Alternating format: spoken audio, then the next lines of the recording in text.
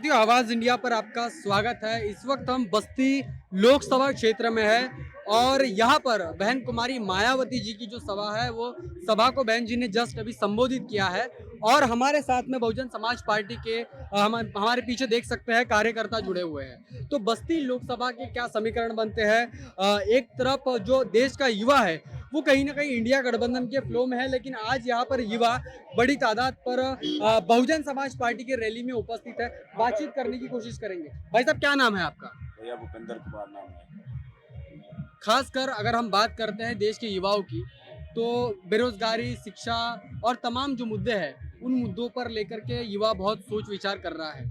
तो क्या लगता है इस बार भाजपा को रोकने के लिए उत्तर प्रदेश में युवाओं की क्या भूमिका होगी? देखिए, युवाओं की सबसे बड़ी भूमिका रहेगी भाजपा को रोकने के लिए। अब भारतीय जनता पार्टी को खाली एक ही पार्टी रोक सकती है, बहुजन समाज पार्टी रोक सकती है। अच्छा।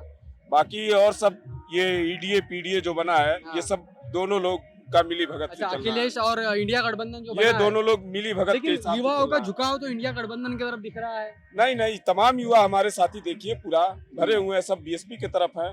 जो भी युवा साथी है हमारे, तमाम पीछे युवा साथी हैं, देख लीजिए इधर आगे सब तमाम युवा तो साथी जुड़े हैं। क्या क्या मुद्दों पर चुनाव होना चाहिए देश का, क्योंकि देश का चुनाव है और इससे देश का भविष्य तय होता है। देखिए, मुद्दा है अच्छी शिक्षा होनी चाहिए, जी रोजगार होना चाहिए जी। और पर एक अच्छा शासन होना चाहिए, जो माननीय बहन जी 2007 से लेकर 12 तक के सरकार में दे चुकी है। आप देख लीजिए, अभी माननीय बहन 2007 में माननीय बहन जी ने सफाई कर्मी की तमाम ऐसी वैकेंसियां माननीय बहन जी ने उसको पूरा करने का काम किया है। बस्ती में क्या समीकरण बन सकते हैं? बस्ती में देखिए, यहाँ हमारे लवकुश पटेल जी जो है बीएसपी से उम्मीदवार है जी। और लहर बड़ी करारी है, हाँ। हाथी सब पे भारी है। तो क्या त्रिकोणीय लड़त नहीं है यहाँ लवकुश पटेल बनाम भाजपा। अच्छा, भाजपा और बसपा में। समाजवादी बाहर हो गई है लड़ाई से। अच्छा, तो सीधा भाजपा और बसपा में टक्कर है। सीधे भाजपा और बसपा में लड़ाई है। क्या सोचते हैं आप कि बसपा किस तरीके से भाजपा को टक्कर दे सकती है? बहुत बढ़िया टक्कर देगी एकदम। भाजपा यहाँ से सब बसपा युवा किधर जाएगा? युवा बसपा की तरफ हरदम रहेगा। लवकुश पटेल युवा सांसद अच्छा, होंगे। वो स्वयं युवा है। हाँ, युवा खुद स्वयं है। हाँ। और लवकुश पटेल भी सांसद होंगे, युवा सांसद है, युवाओं का चहेते हैं। हाँ। युवा ने ठाना है कि अब की बसपा से लवकुश पटेल यहाँ से विजयी हो रहे हैं। पटेल साहब यहाँ से 25 तारीख को विजय हो सकते विजय होंगे, 4 जून को घोषणा हो जाएगा। लेकिन मोदी साहब तो इस देश में बोल रहे हैं कि हम गरीबों के हितों में काम कर रहे हैं। उनको राशन जो है फ्री दिया जा रहा है, किसानों को 6,000 रुपए मंथली दिया जा रहा है।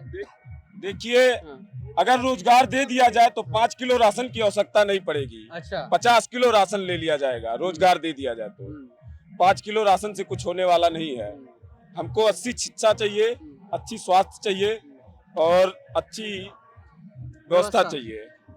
और सुन लो विरोधी कान खोल कर कि तुम लाख नफरत फैला दो समाज के इस पैमाने में, तुम लाख नफरत फैला दो समाज के इस पैमाने में, हम दिन रात एक कर देंगे बस्ती से सांसद लवकुश पटेल को बनाने में। लवकुश पटेल भैया जिंदाबाद। क्या कहेंगे भाई साहब?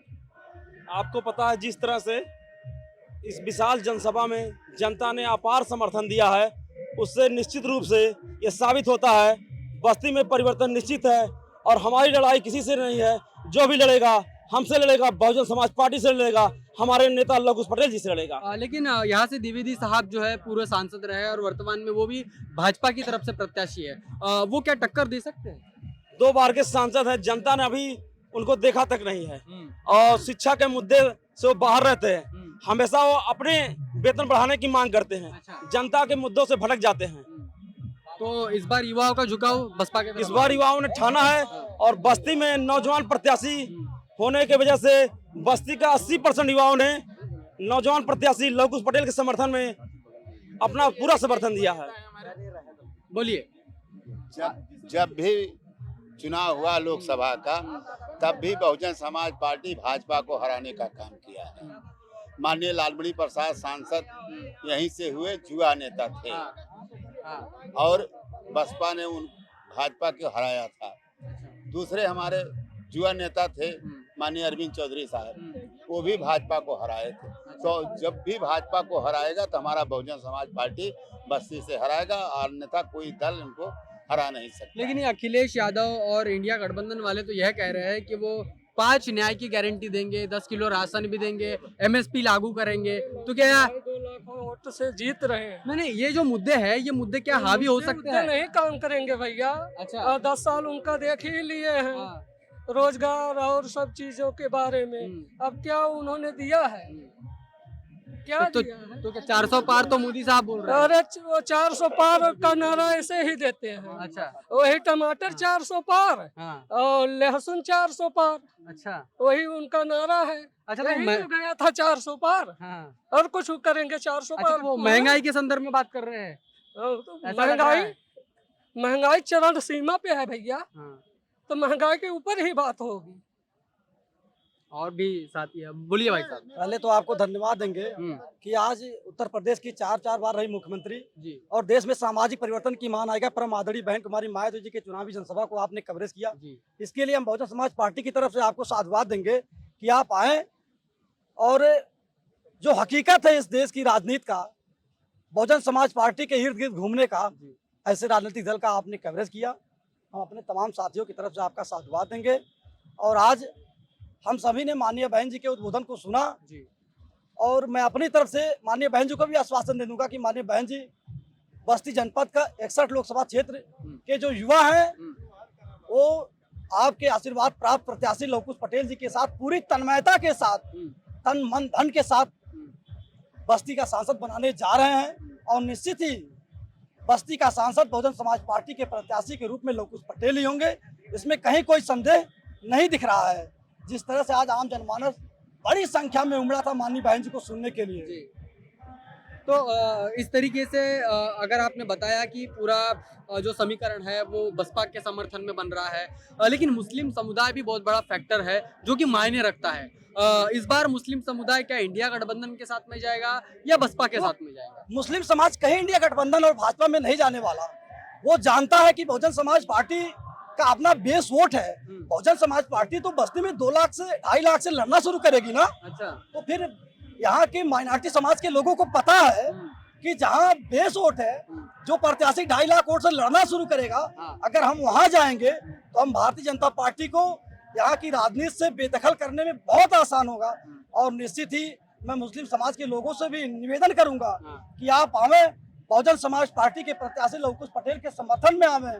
और जिसके पास एक वोट बैलेंस है, 2.5 लाख वोट बहुजन समाज पार्टी का अपना है। लव कुश पटेल जिस समाज से आते हैं, ओबीसी समाज का भी बड़े पैमाने में समर्थन लव कुश पटेल को मिल रहा है। और अगर मुस्लिम समाज थोड़ा सा धक्का दे देगा तो हम यहाँ के सांसद, भारतीय जनता पार्टी के सांसद को और भारतीय जनता पार्टी को उखाड़ फेंकेंगे। मतलब जातिगत समीकरण सटीक बैठा तो लव कुश पटेल जी निश्चित विजय हो लव सकते कुश हैं। पटेल जी का जातीय समीकरण सेट है। उनके पिताजी श्री जितेंद्र कुमार नंदू चौधरी जी बसपा से 2 बार विधायक भी रह चुके हैं। अच्छा। तो कहीं कोई संदेह नहीं है जातीय समीकरण सेट होने में। वो पहले से ऑलरेडी सेट है। और बहुजन समाज पार्टी में लोग बहुत ही आशा विश्वास की तरफ देख रहे हैं और निश्चित ही बहुजन समाज पार्टी के प्रत्याशी को जिताएंगे।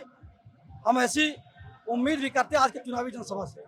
तो हमारे साथ में युवा थे और युवाओं ने कहा कि बहुजन समाज पार्टी जो है युवाओं को प्राथमिकता दे रही है।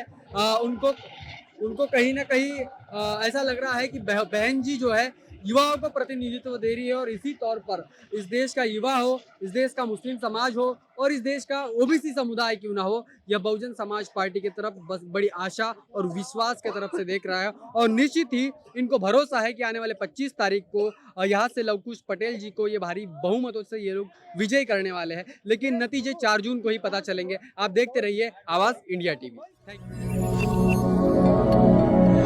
यू।